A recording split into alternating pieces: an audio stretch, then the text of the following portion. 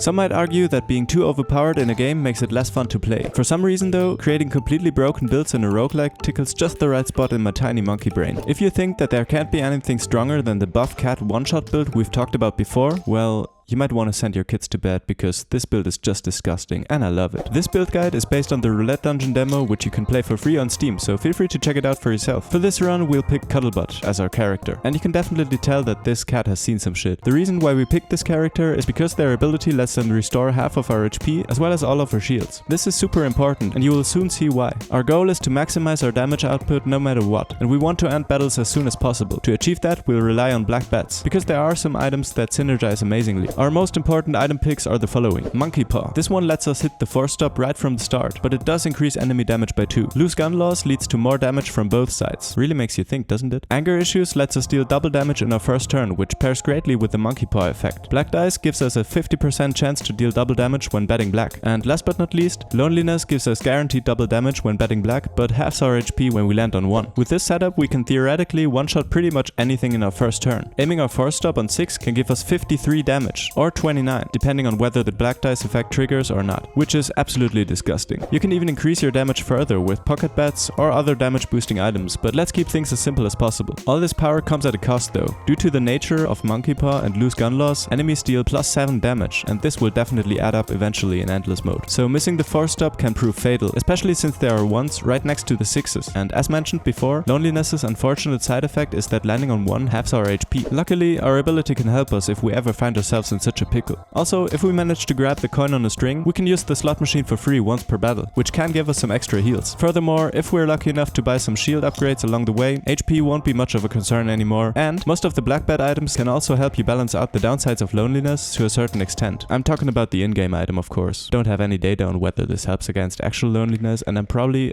most definitely not the right person to talk about that.